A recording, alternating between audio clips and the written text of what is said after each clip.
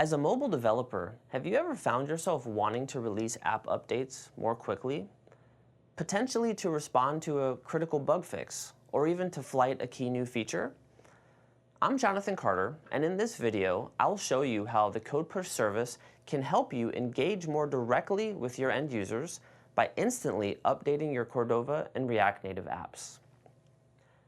The CodePush service works by acting as a central repository which developers can publish updates to and that apps can query updates from. Once you've initially distributed your app through whichever stores are appropriate for your end users, you can begin releasing updates directly through CodePush. This provides you with a deterministic, web-like agility experience, as well as complete control over the actual update UI that is presented to your end users. Let me show you how this works. Once you've registered an account with the CodePush service, you can begin managing your apps as well as releasing updates using our node-based CLI. So using the command that I have displayed here, you can install the CLI locally, but in my case, I've already installed it.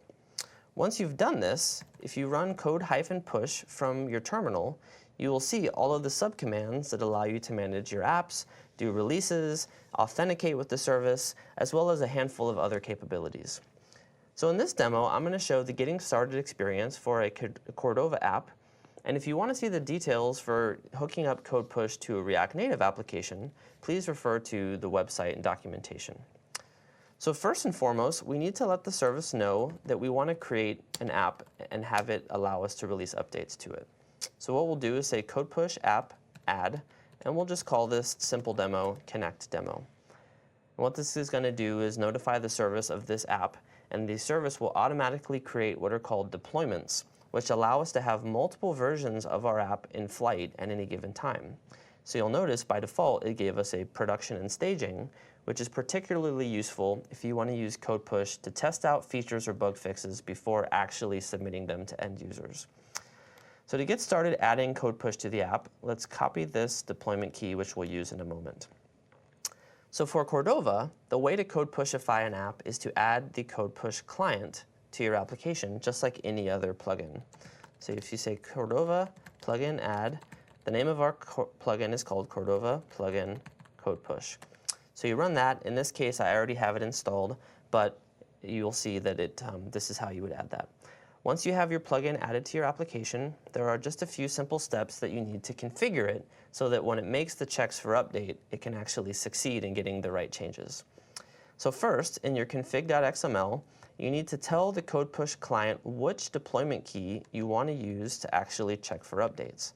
So in this case, I just pasted in the deployment key for the staging deployment that we just created in the CLI.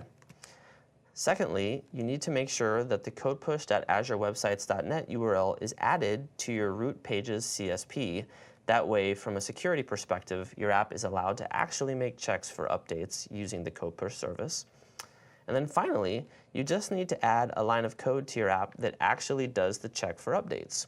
So in this case, when you added the plugin, you have a new global object added to your app called CodePush, which has a method called sync. Now there are more advanced APIs to do a bit more customization of the actual experience of checking and downloading for an update, but in this case, sync is sufficient for showing a very basic and acceptable end user experience.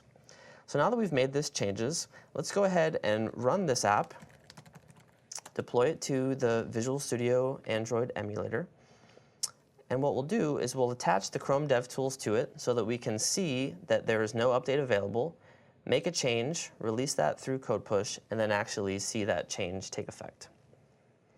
So let's give this a minute while the Gradle build is happening, and then it'll deploy to the emulator with this is the exact app that we're seeing.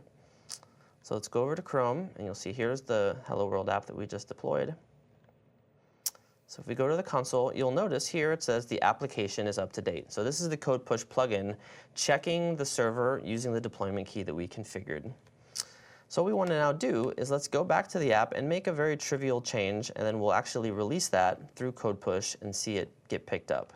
So here we'll just go to the h1 element of the root page and add this string connect to the header.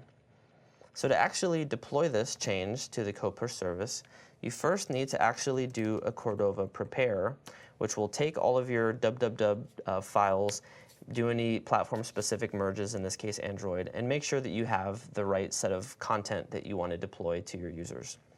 So then you can do a CodePush release where you specify the name of the app as well as the directory that you want to release. So in this case, it's going to be platforms, Android, assets, www, which is the Cordova Android folder that represents the prepared set of files for this application.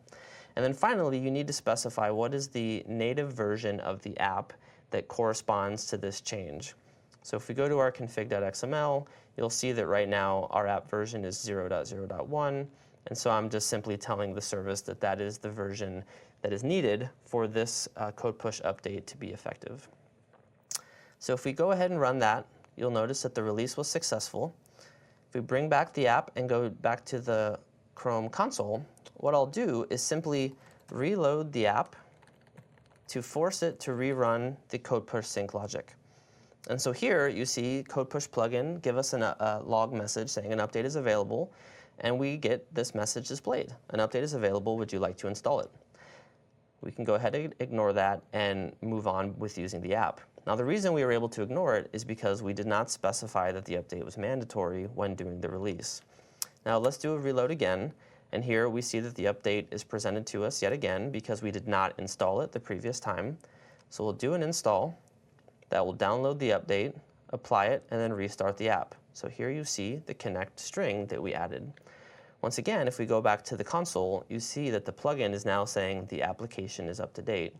We can do a reload just to verify that that is in fact the case.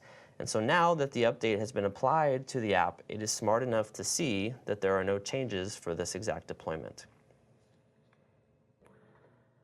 So this demo only just scratched the surface of what is actually possible with CodePush.